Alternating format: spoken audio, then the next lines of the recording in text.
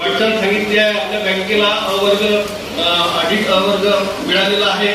त्यामुळे नक्कीच ही बँक प्रगतीपथावर जात आहे. महाराष्ट्रामध्ये इतर बँकेच्या तुलनेमध्ये आपण आपली जिल्हा बँक नक्कीच पुढे आहे. थोडीशी विनंती करतो की आपल्या या संस्था ज्या आहेत म्हणजे सगळ्या गटाच्या संस्था ज्या ज्या गटातून आपले संचालक निवडून जातात त्या सगळ्या संस्था त्या कागदावर न राहता त्या जर ऍक्टिव्ह राहिल्या तर आज आपल्या भारत देशामध्ये अशी परिस्थिती निर्माण झालेली आहे की युरोप कंट्रीमध्ये नागरीकरण होत चालला आणि गावाचे गावं ओसाड होत चालले आणि शहराकडे लोक वळत चालले. त्यामुळे गावात फक्त मजबुरी ज्यांची आहे तेच लोक वास्तव्याला राहतात अशी स्थिती निर्माण झालेली आहे. मग या परिस्थितीवर जर खरोखर आपल्याला मात करायची असेल तर ह्या संस्था आपण जर ऍक्टिव्ह केल्या आणि आपल्या सभासदांना मजबूत केलं आणि त्यांना व्यवहाराच्या प्रवाहात जर आणला तर खऱ्या अर्थानं आपला गावातला माणूस गावात थांबू शकेल आणि खेडेगावावर आपला जर लक्ष राहिला जिल्हा बँकेचा तर केंद्र सरकार राज्यामध्ये सरकार सगळी तिकडे तिकडे माहितीची सरकार आहे. त्याच्यामुळे तुम्ही जो एक प्रश्न या ठिकाणी सगळ्या सभासदांच्या समोर उपस्थित केला की 2 बँकेचा विभाजन झाला म्हणजे बँकेचं विभाजन झाल्यानंतर जो तुमचा प्रॉब्लेम अजूनही दूर झाला नाही. आता तुमच्या दोन्ही बँका तुमच्या हातात असल्यामुळे जॉईंट रजिस्टर पर्यंत जाण्याची गरज नसली पाहिजे होती. कारण तो आपसातच विषय जर मिटला असता तर तुमचे जे काही लेनदेनचे व्यवहार आहेत ते इथंच क्लिअर झाले असते.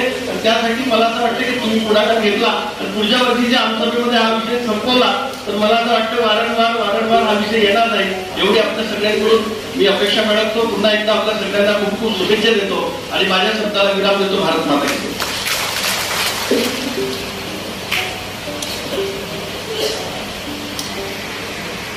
जय. कागदपत्र मिळत नाही ते एक मोठा घोडा आहे. मग ते काहीतरी एक विषय करावा लागेल तर ते राईट अप करावं लागेल. दुसरा महत्वाचा तुम्ही एक चांगला मुद्दा उपस्थित केला की या बँकेमध्ये सभासद बनवतपर्यंत संस्था ऍक्टिव्ह राहतात आणि एकदा सभासद झाली की ती संस्था कागदावर राहते. सेवा सहकारी संस्था आणि काही पतसंस्था सोडल्या काही दुसंस्था सोडल्या की बाकी संस्था ज्या राहतात ते कागदावर राहतात. त्यांच्यावर सुद्धा या आमसभेत छान विजय ठेवला.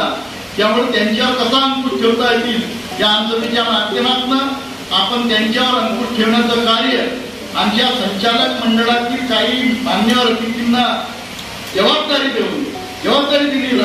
द्यावी लागेल आणि त्या जबाबदारीच्या माध्यमातून हे ऍक्टिव्हनेस झालं पाहिजे अशी माझ्या परीने मी प्रयत्न करीन. या ठिकाणी रामारावजी कारवाडे आले आहेत माजी संचालक आपण व्यासपीठावर या दादन विकल लावण्यात आल्या 1 महिना झाला. ठिकाणी रामसिंग भैयाने खूप छान पत्र लिहिलं आहे. भंडारा जिल्ह्यातील विविध सेवा सहकारी संस्थेच्या अडचणी आणि खाली समस्या सोडवण्याबाबत